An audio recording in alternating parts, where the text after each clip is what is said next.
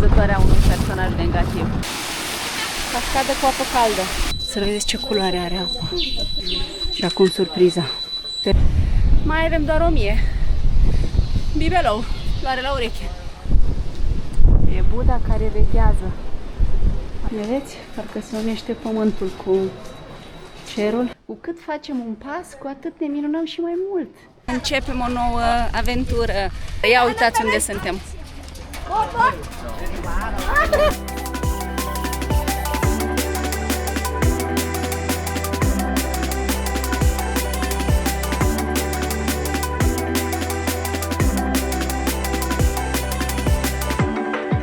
Bună dimineața! Începem o nouă aventură.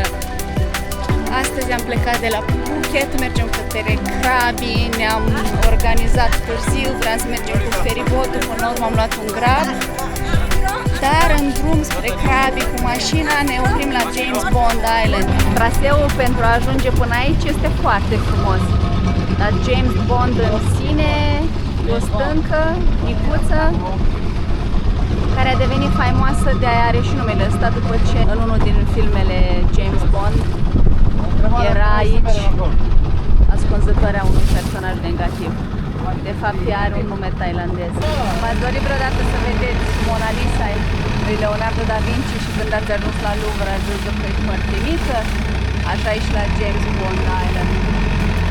E foarte mică!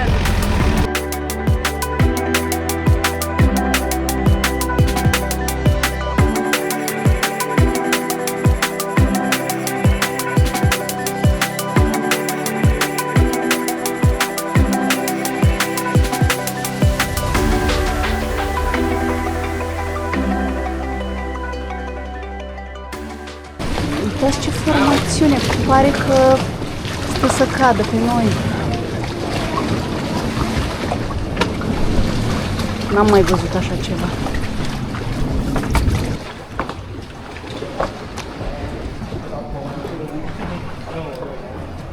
Nu e nevoie de comentarii, vorbește de la sine acest lucru. Wow. Asta cred că este Glass Cave. Vrei să urcăm pe acolo? Nu. Aprindeți lumina. Să aprindă lumina cineva. Nu pot să spun că este o peșteră spectaculoasă, nemai văzută, dar felul în care ajungi aici este interesant. Trebuie să vii cu barca și apoi treci printr-un tunel mic, dar e fatibil, nu e nimic imposibil sau periculos. Ok. Doar aveți grijă să nu alunecați.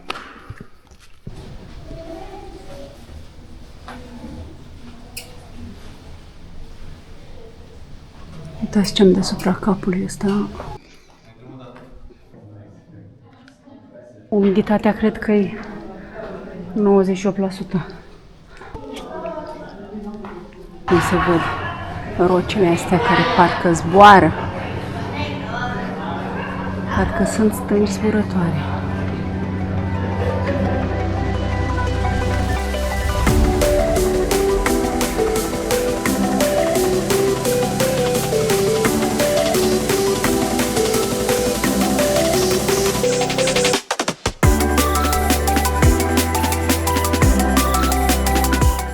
Ok, gata James Bond Island. E o stâncă mică. Dacă veniți să o vedeți, să știți că e mică, dar peisajul pentru a ajunge acolo este spectaculos. Parcă au crescut munții din apă. E foarte frumos. Și dacă o să nimeriți și o zi cu soare, nu ca noi, cred că și apa ar fi super. A meritat!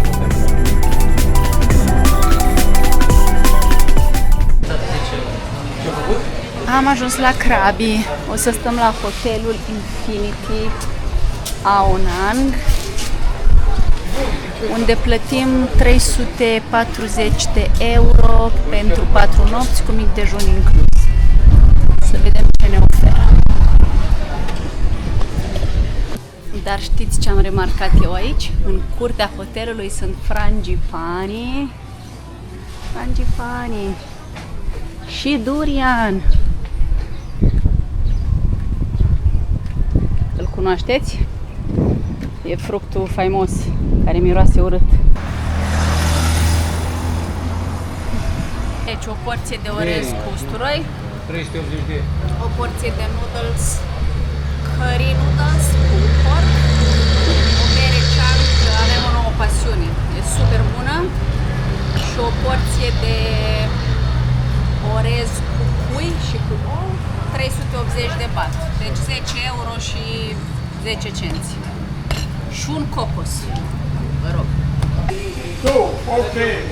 În Thailanda trebuie să vezi și așa ceva, nu? Ia uite.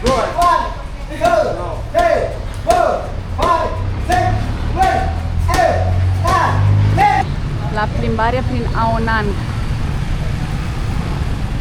Sunt clădiri sub munte. Crește muntele în oraș, așa vreau eu să zic. Este drumul spre mare.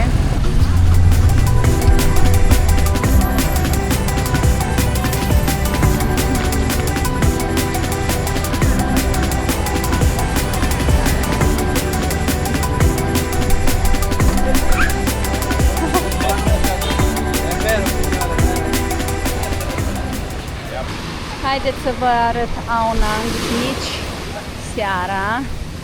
Uitați ce frumos stau munții ăștia în mare.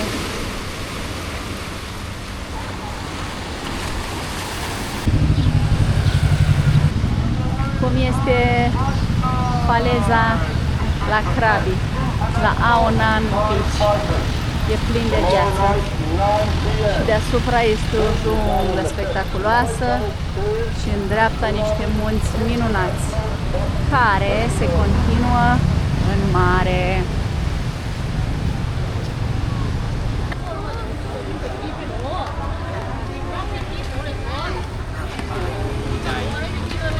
Uite-mă singură prin Thailanda. M-am oprit la o tarabă cu fructe să gust durian, că nu mâncasem niciodată și am vrut și eu să văd cum e, pentru că în toate hotelurile scrie că nu ai voie să intri cu durian. Și vreau să înțeleg motivul. Teoretic știu de ce, miroase foarte tare. Dar la gust vă zic că mi-a plăcut. Foarte moale, ca o pastă. Cred că are foarte mulți nutrienți. Bună dimineața! Ne pregătim să plecăm. Azi începe oficial aventura în Krabi. Robin doarme. Winnie the Pooh. Bună dimineața! Și Nico doarme. Mergem la micul dejun și plecăm!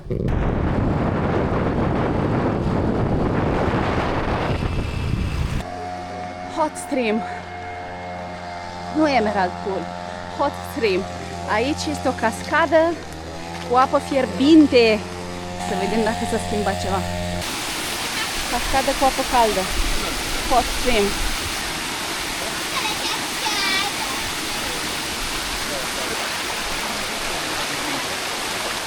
Apa are 42 de grade. Când intri e ca și cum ai fi în cadă. Și este recomandat să nu stăm mai mult de 20 de minute. Și sunt și două piscine pentru cine preferă. Este fierbinte! Aici miroase a ouă stricate în zona asta, tipic pentru apa termală. Este făcută așa o zonă mai savage. Pentru cine vrea să facă poze cu hot stream. Și este un traseu knife tip. Doar că aici mi se pare că nu e prea folosit, că e cam plin de mușchi. Ieșirea se face pe această alee naturală, drăguță. No, he doesn't speak Russian. Welcome to Emerald Pool. Am mers prin pădure până aici, cam 1 kilometru. Și ajungem la un pârâu verde. Vă ziceam eu mai devreme că e verde pentru că așa sunt pietrele. Nu sunt alge, nu se alunecă, sunt pietre verzi. Și de aia se și numește Emerald Pool, pentru că e de smarald culoarea. Mai verde de atât nu există. Totul original, virgin, superb. E liniște, e umbră, se aude fauna pădurii, e foarte mare umezeală, foarte mare umezeală. Suntem terminați, dar merită fiecare pas. O să vedeți de ce. Așa copaci erau în Cambodgia, mai știți? Să vedeți ce culoare are apa. Da, și să ne pui în copac. Ta-na-na-na. Și acum surpriza. Perfecțiune. Are 10 metri diametru, adâncime 4-5 metri și temperatura este între 30 și 50 de grade. Se vede că iese din pământ, practic. Se vede, e ca un izvor. Face așa.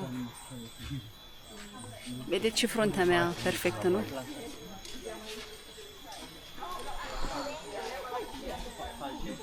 Este interesant că noi tot îl întrebăm pe Nicolas dacă își amintește ceva. Când a fost aici avea 5 ani.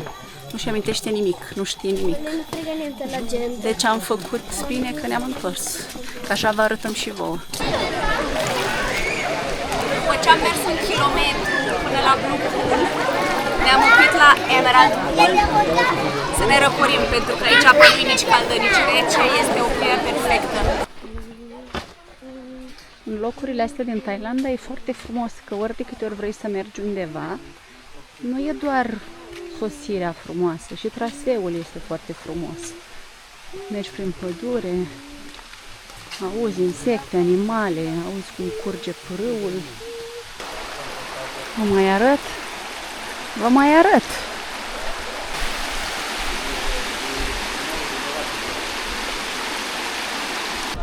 Ok, asta a fost plimbarea noastră la Emerald Pool. Am înnotat, am văzut și Crystal Pool, la care se fac doar fotografii. Am văzut și Blue Pool, despre care aveam o amintire foarte frumoasă, dar a confirmat. Este chiar foarte frumos la Blue Pool. Un albastru minunat pe care nu-l vedeți oriunde în lume. Ne-a plăcut să ne reîntoarcem pe meleagurile astea. A fost frumos. După un drum de 40 de minute cu mașina de la Emerald Pool, am ajuns la Tiger Cave Temple și aici s-a schimbat foarte mult. S-a construit un templu imens care nu era. Înainte era doar un indicator unde scria că trebuie să urcăm 1300 de trepte. Acum nu mai știu unde e intrarea, nu mai știu unde e ieșirea. O să vedem. Are Catedrala Neamului, templul acesta. Și văd că s-au construit căsuțe pe aici. S-a dezvoltat foarte mult zona. Nu pot să spun că îmi place, preferam Sălbăticia, care era acum 11 ani. Dar aia e. Asta este intrarea către locul de unde pornește urcarea pe munte, cele aproximativ 1300 de trepte. O să vă arăt exact indicatorul care spune câte trepte trebuie să urcăm. Ăsta e locul magic. Aici începe urcușul.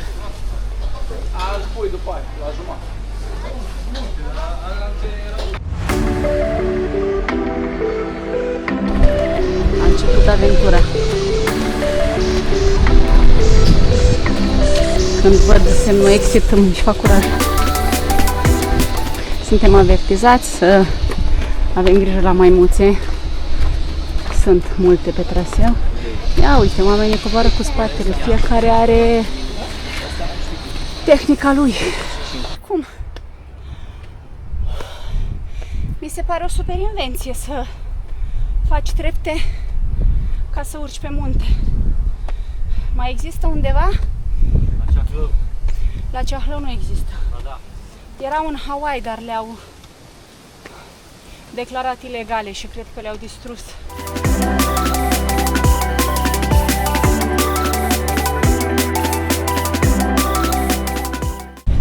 Mai avem doar 1000. Bibelou, floare la ureche.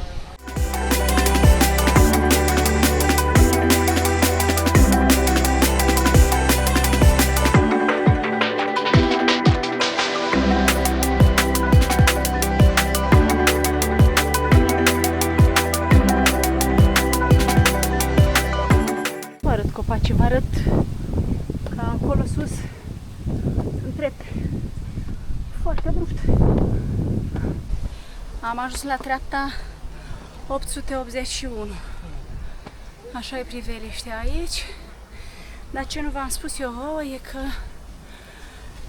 atunci când am urcat muntele ăsta prima dată, eram însărcinată cu Robin și am reușit. Deci, dacă am putut atunci, chiar dacă acum am 10 ani mai mult, trebuie să pot. Trebuie. Toți putem. Toți putem. Hello! Depinde și de ce bun. Sosirea. Linia de sosire. Sunt mândră de noi.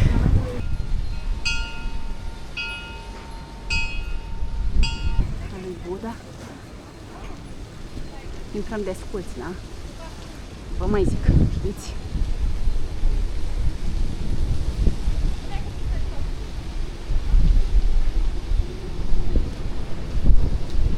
E Buda care veghează asupra Thailandei. Enorm.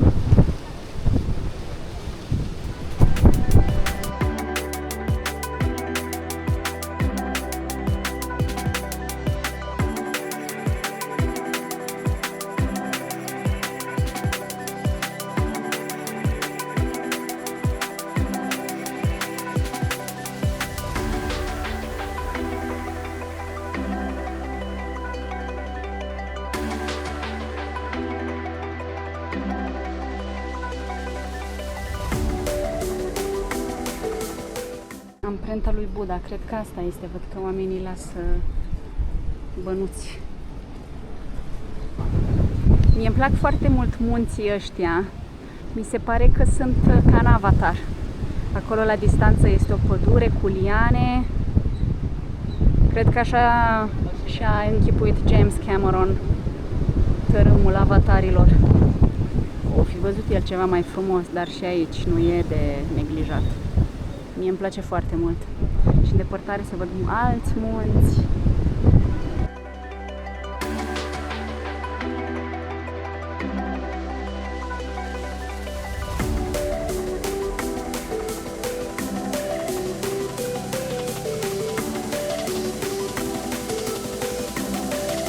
Ok, am terminat urcușul, începe coborâșul. Foarte abrupt. Ia uitați.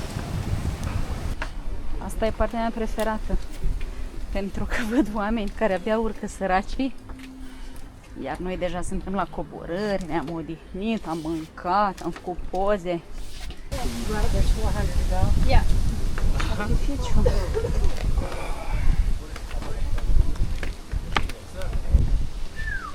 Finalul.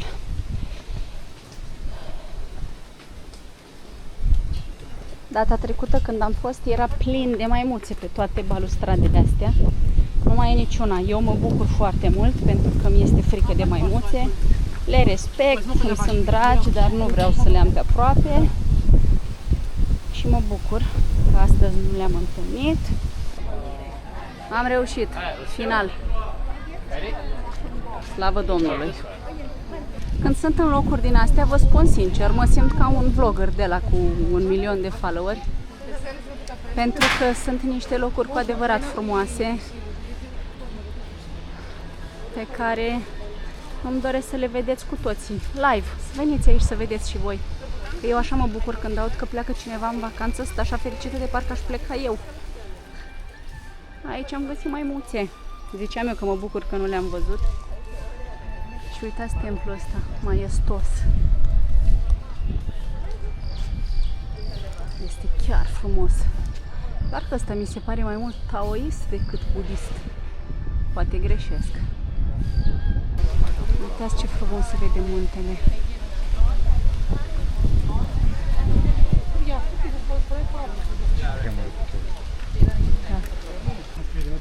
Acum mergem Tiger Hand Cave, Tanu Cave, Lord Cave, Eel Cave.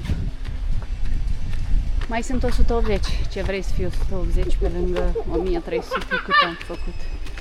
Ajuns sus și văd cum se ia în jos. Nu-mi doream. Nu-mi doream! Mergem prin forest. Și după ce coborâm treptele, mergem prin pădure pe o cărare. Oh, ce frumos! Suntem sub munte. Ăștia zici că sunt munți zburători. Vai, ce frumos este! Vai!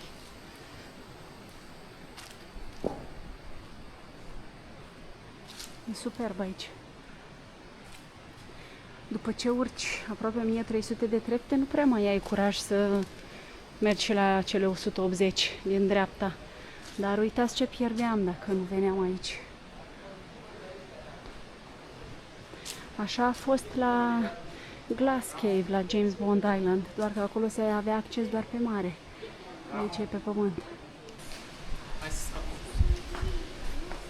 Aici sunt un fel de chilii, de călugări. You live here? Yeah. Wow, nice! Ăsta chiar că e un templu în peșteră, pentru că e sub munte, practic e săpat în munte, de natură.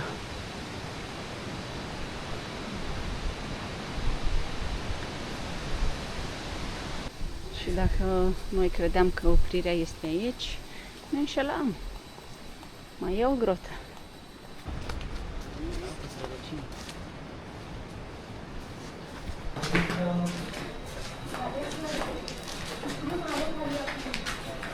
Vedeți? Parcă se unește pământul cu cerul și sunt niște vase în care adună apa care picură din stalactite. Superb!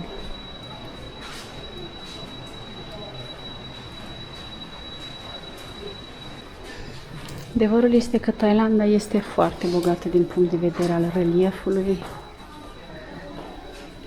Au niște formațiuni pe care nu cred că le mai vezi în alte părți.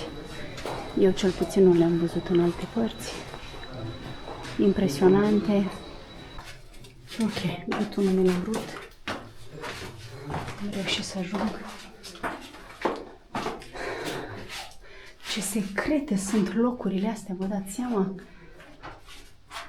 Să ajungi tu aici, în inima muntelui, să vezi cum e înăuntru.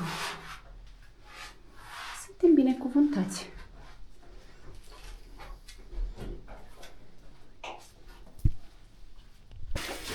Hai că trebuie să și ieșim, nu? La fel, din seria, dacă nu-mi rup gâtul, e mare lucru. Doamne ajută! Robin Cuțu-i campion. Eu pe urmele lui. Deci eu nu știu cum să vă explic. Cu cât facem un pas, cu atât ne minunăm și mai mult. Traseul continuă, sub stânci, prin munte.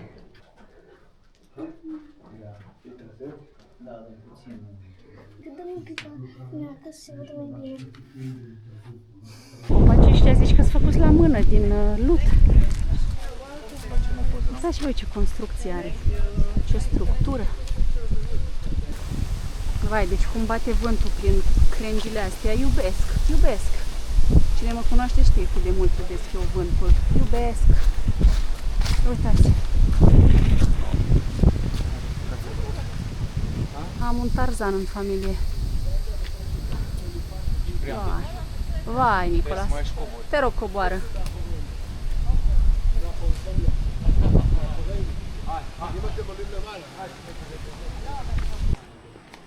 Big tree.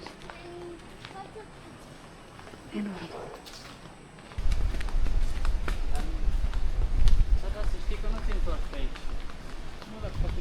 Fac. Fă panoramă că ăsta e fain. Foarte tare e astăzi. Ce șmecherie, nu fă tu, Rubi. Nu s-a prin cap. Cade jos aia. Da.